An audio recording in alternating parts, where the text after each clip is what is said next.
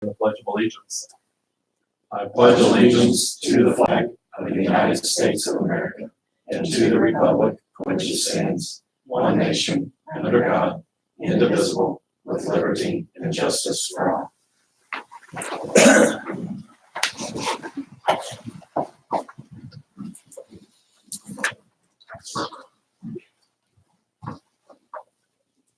All right, our first item on the agenda is the patron's concern. Looking at the sheet and seeing the lack of attendees, we'll mark that as none. Next item on the agenda is the approval of the minutes, the plain docket and consent items that have been presented to you previously. Entertain a motion to approve those.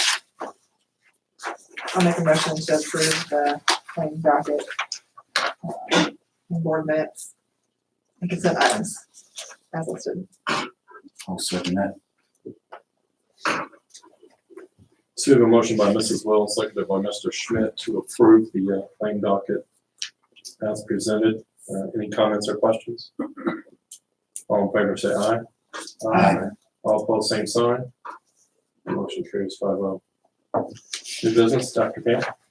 Yes, I want to explain to you the reason that we asked and put in the paper and asked for an additional appropriation. At this time, we will not have to ask for an additional appropriation, but with the new budget, the way it is set up, operation and educational, we were looking at the expenditures, and in our appropriation amounts, we were running extremely close to meet the timelines to ask for an additional appropriation. We went ahead and advertised that. But after we finished the final, not the final payroll, but the first December payroll, we were able to look at that and determine that at this time that we think we can make it without asking for that. We did have the money for that. It was not that it was going to cost taxpayers any money, or we were going to have to do any kind of major finagling. The money was there. It's just that we didn't have the appropriation, the authority to spend it. So, but anyway, we have enough appropriation to finish out the year, and we will not ask for that additional appropriation. Next on the agenda is request from Jennifer Neidig to go to 2/7 part-time teaching beginning January 6th. She will teach computer science and principles of business management, which is yearbook. She will do that virtually through Canvas and Google features for real-time student interaction. The students of the two classes will report to Mrs. Hensey in the library. To compensate Mrs. Hensey, I'm requesting that we pay her a 0 period, and so that she can get compensated for the extra duties that she'll have helping out with those two classes. Also, Mrs. Neidig will continue her extracurricular responsibilities, the high school website manager, the BPA advisor, and the yearbook advisor. And also Dr. Streeter is asking to give the second semester department head to Shannon Schickel. Come to you with this request for a couple of reasons that create an unusual circumstance that would not normally be asking for. Jennifer has a master's that allows her to teach the AP certification, and also has the certification training from Apple that allows her to teach that training. It would be very difficult for us to find anyone with both of those certifications that we could continue to teach those classes. Now, we are talking about 5 AP students and 3 students that are just in the computer science, but 8 students teaching that are getting that could be getting the Apple certification, and 5 could get the master's. And, you know, I feel like those students have been in there for a semester, and I don't want to risk telling those students and talking to those parents and telling them that, hey, halfway through, we're just going to take that class out from underneath you, and you do not have a right to get that certification anymore. So I'm asking to allow her to go to 2/7 part-time teacher, and with the other things that were requested in the request. All right, take a motion. I'll make a motion that we approve the request from Jennifer Knighting as stated. Second. Second that. So we have a motion by Mr. Schmidt, seconded by Mr. Stock to approve the request from Jennifer Knight to be modified to a 2/7 part-time teaching status as presented by Dr. Camp. Any comments or questions? I understand the reason for the request, but I do worry about the precedent being set here. I think that's fair. I think everybody is on the same opinion that had we had more time or options, we would definitely take it to explore those. I think this action that we're taking is in the best interest of those 5/8 kids. So, any other comments, questions? I think to allow to somebody to do something like this, I think it has to be an extreme situation where we don't feel like that we can do anything else and that this is the only choice we have. I agree. Anybody else? All in favor, say aye. Aye. All opposed, same sign. Aye. The motion carries 4-1.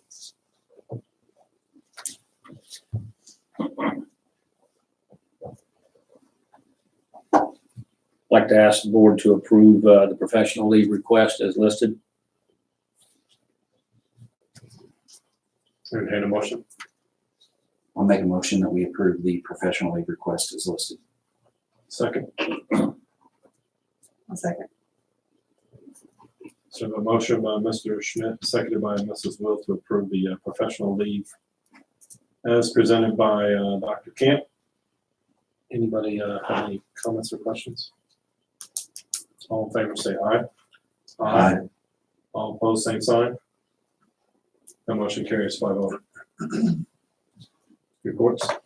Yes, I just wanted the board to be aware that in November, the school district received our report cards as far as the accountability report cards. Those report cards are still embargoed and will remain embargoed until January after legislators reconvene and also look into the hold harmless policy that's being presented. After their decision is made, then those report cards will be released and the embargo will be lifted. In the meantime, though, there's a federal report card that's under an audit right now, and we expect it to be released around December 27th. On the federal report card, the grades are different. They're not A through F. In fact, the ratings are exceeds expectations, meets expectations, approaches expectation, and does not meet expectation. The federal report card will not be under the hold harmless policy. Any questions?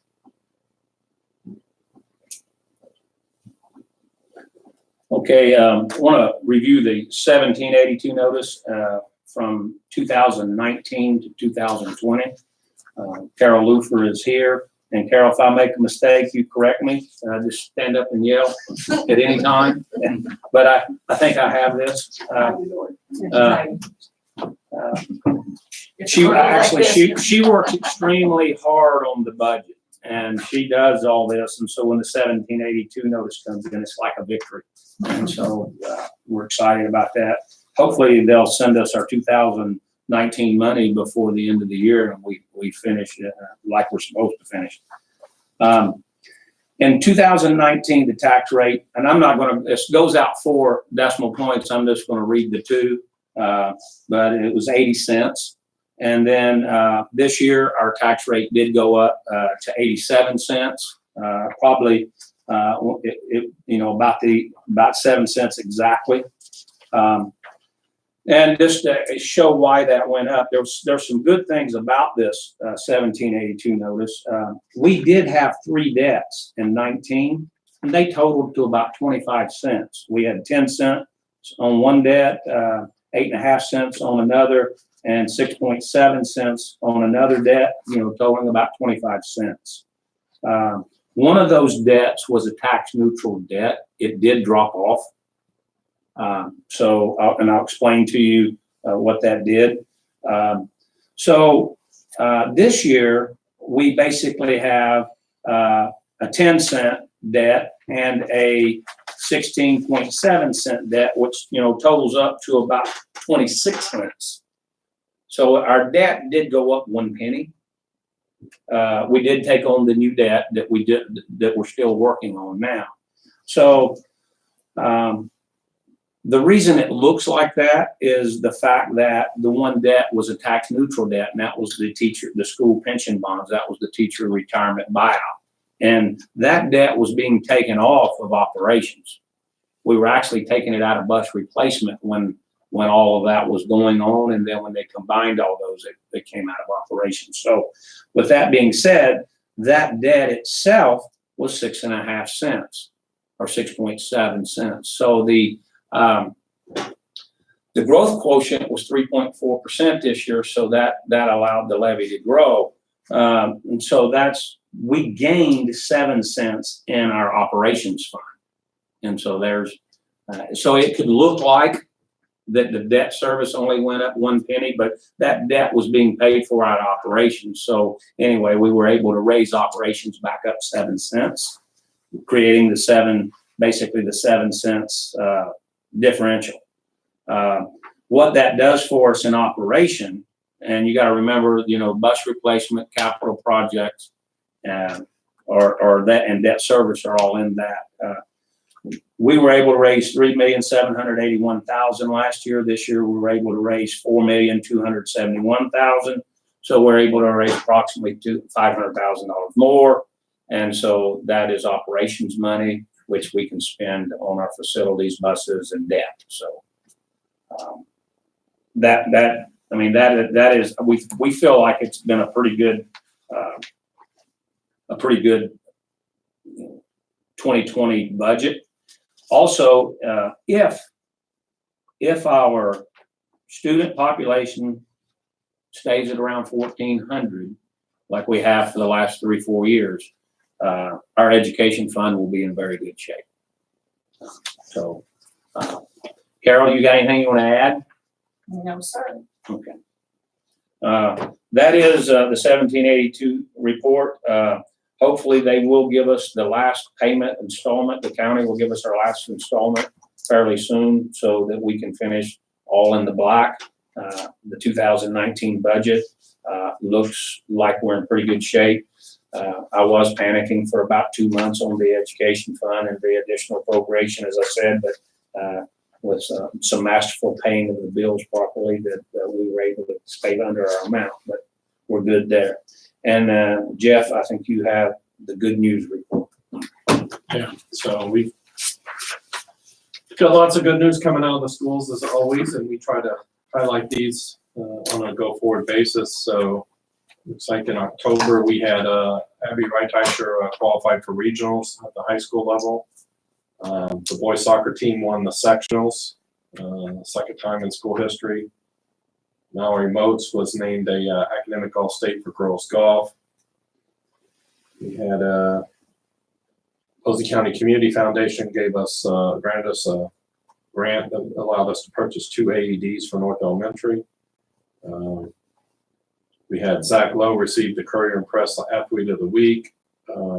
Our Viking cheer team for the high school traveled to IU for their Spirit Day. And we had Kyle Levanchi verbally committed to play baseball at Murray State. That was an early commit. Our high school had their Svogels for state runner-ups in November. The wrestling team won the Central High School takedown tournament again for the second year in a row. And Megan Britton signed a letter of intent to play softball at UE. Coach Small had his 100th victory. I think we all saw that. And looking through here on North Elementary, we had in October, Mei Li Yang was a Red Ribbon essay contest winner. The boys and girls basketball teams are off and running with their basketball season. We already stated we have the 2 community or the AEDs from the Community Foundation. Our North Elementary team placed fourth in the area Spellbowl competition. And we had 11 teachers attended from the elementary school, the Red for Ed rally in Indianapolis.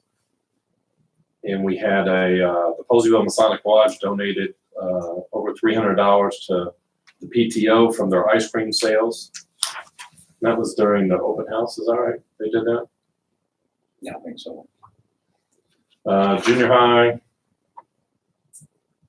We had Caitlin Oakley was the student of the month. You don't know who that is, do you? I think I did. Okay. And she had a perfect spellbowl score too. She had a perfect Spellbowl score. When was that at?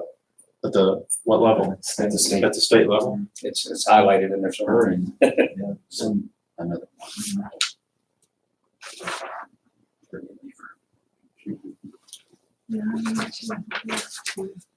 We're two. So, okay, so here it shows that our junior high scored 35th highest out of 470 public middle schools in the iLearn test.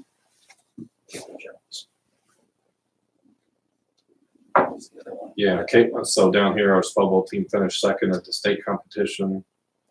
Kayla Jones and Katie Oakley received perfect scores at the Spellbowl state competition. And Brant Oakley and Dalton Berry finished second overall at the Helfrich robotics competition.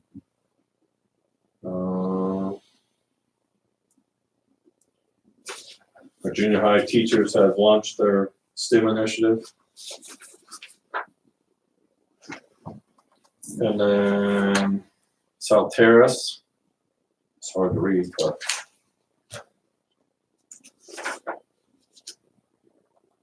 do we have anything from that? We'll get that from the next one. Yeah.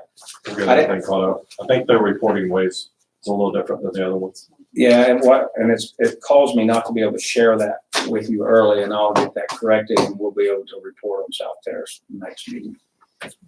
I know South Terrace had a really good response on their wearables, they call it spirit wear or fan gear or whatever.